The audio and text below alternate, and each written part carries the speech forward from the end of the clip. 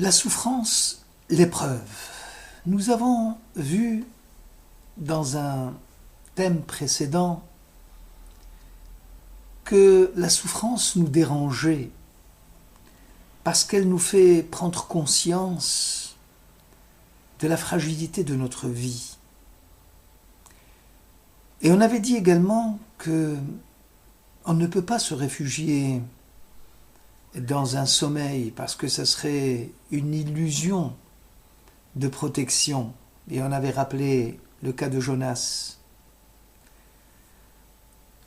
Et enfin, nous étions en train de parler de la souffrance et de la culpabilité, en disant que il ne fallait jamais assimiler souffrance et culpabilité.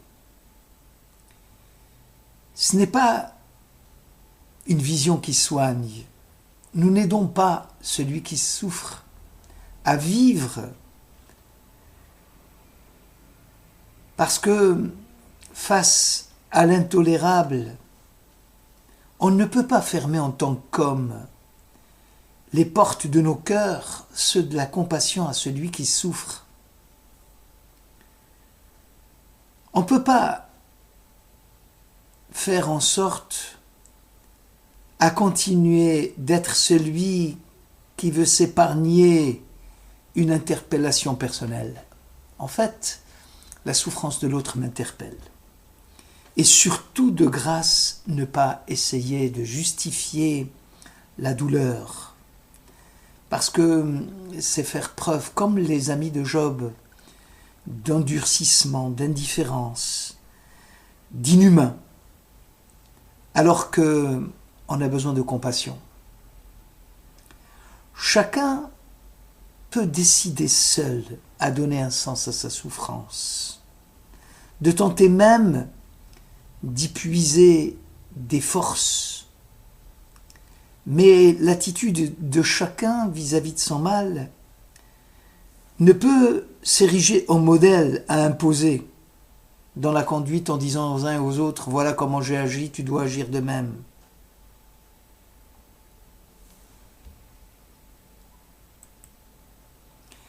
Ce que l'on attend de nous dans ces moments difficiles de l'épreuve, c'est de faire preuve de compassion, d'une proximité fraternelle, comme si on avait peur pour l'autre, on redoutait pour son sort,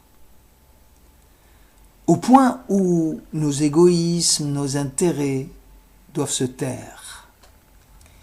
Le souffrant a besoin de notre part d'un surcroît d'amour. Il ne faut jamais fermer ses portes en disant que la souffrance de l'autre dérange ma tranquillité. Beaucoup de gens ne vont pas voir les malades justement parce qu'ils ne veulent pas être dérangés dans leur tranquillité illusoire. Quand on accompagne l'autre, quand on va le voir, c'est une lueur d'estime, une lumière qu'on peut porter à sa souffrance. De la même façon qu'on porterait quelqu'un dont le fardeau est lourd pour lui permettre de cheminer légèrement. Mais on ne fait qu'accompagner le souffrant. Il ne faut pas non plus s'imaginer qu'on fait un bout de chemin avec lui. Parce que lui souffre. Et nous, on souffre de le voir souffrir. Très vite, chacun d'entre nous va retourner à ses occupations et à ses soucis. En ce sens, l'épreuve est intéressante parce qu'elle devient un appel, une demande de secours à celui qui est autrui, qui est extérieur à moi, et que le souffrant, par mon attitude, n'est plus condamné à lui-même. Il va sortir de son étau. Et justement, les rachamim, la compassion, et le fait de se savoir responsable du sort de l'autre, de se savoir investi d'une mission où chacun est remis en question par le visage de l'autre. Face à cet homme qui souffre, face à cet homme dont l'existence est menacée par ce mal inexorable, par la maladie, en tant que juif, j'assume ma responsabilité. Je deviens le Menachem, le consolateur, celui qui va prendre sur lui cette souffrance de l'autre pour l'en soulager. Un seul acte de vraie bonté peut redonner l'espérance, même dans les moments les plus tragiques de l'existence. La compassion nous recommande de reconnaître une double limite à l'amour humain. Il faut aller rendre visite aux malades, Bikur Cholim est important, mais engager également le respect de ce que vit l'autre de l'intérieur. Éviter de lui dire de quoi tu es malade et tu aurais mieux fait d'aller voir tel ou tel professeur. Cela engage notre respect, cela impose aussi une certaine humilité, surtout qui exclut des fausses paroles d'espoir. Quelqu'un qui est condamné, on ne peut pas lui dire tu vas vivre. Le souffrant espère surtout la lumière sur le sens de ce qui lui arrive. Il faut écouter son espérance et son attente et surtout savoir qu'on n'a pas de réponse sur le sens à apporter à sa souffrance. Celui qui accompagne le malade doit trouver en lui des ressources pour faire entendre au souffrant que malgré le mal qu'il a et qu'il abîme, son âme est restée intacte parce que sa vie est unique, elle est irremplaçable et qu'il n'est pas venu au monde pour rien, qu'il compte parce que à travers lui, il y a bien sûr l'image de Dieu, même s'il souffre. Et que souvent, au dernier moment, l'autre nous apparaît lointain, fatigué. Souvent, la peur de la mort veut et exige de nous le silence, qui se doit d'être présent. Surtout lorsqu'on va visiter des unités des soins intensifs, là où beaucoup meurent, car pour certains, la meilleure mort, disent certains, est celle dont on ne se rend même pas compte. Peu importe si on meurt par la douleur ou par les drogues. Dans le judaïsme, on ne peut pas priver les personnes de cette possibilité de s'exprimer et de communiquer. Et justement, le judaïsme a une approche autre vis-à-vis de la mort. Elle permet à celui, à l'agonisant, d'avoir cette capacité à faire face à sa propre mort,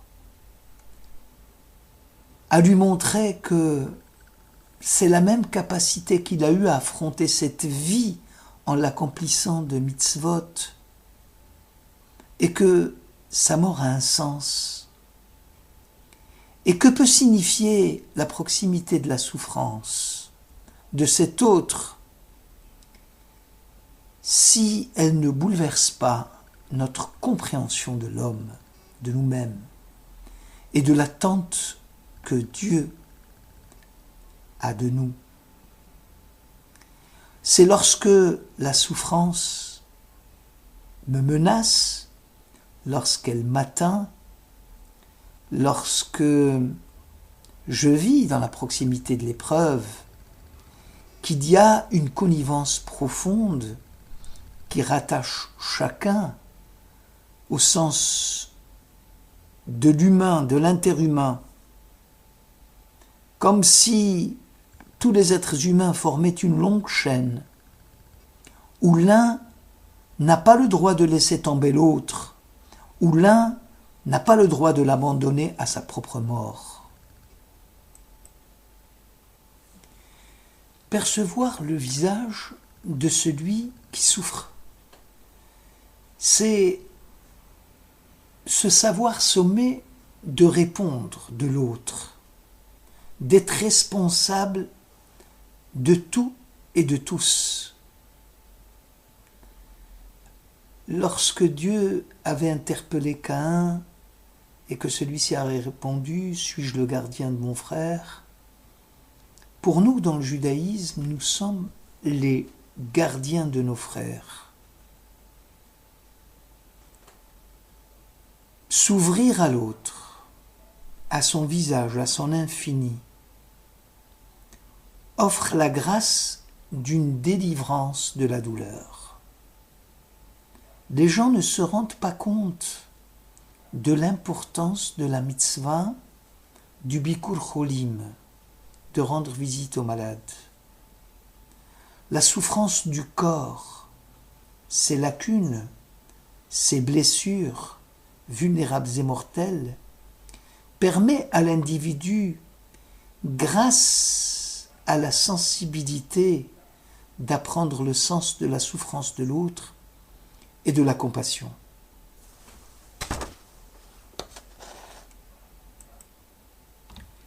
C'est cela l'expression « être mal dans sa peau », car l'homme responsable de l'autre n'est pas protégé par l'épaisseur de sa peau. Puisqu'on a la maladie d'amour pour l'autre, et l'autre est dans notre peau, et que l'humilité d'être, le désintéressement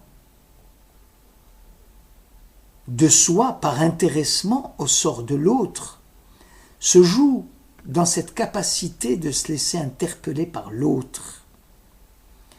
C'est le Bikur Cholim, rendre visite aux malades, c'est la nécessité de lui offrir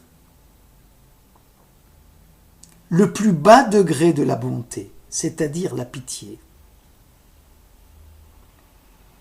Si Dieu a mis dans le monde la journée du Shabbat, où il est marqué, lorsque vient le Shabbat, recule la souffrance,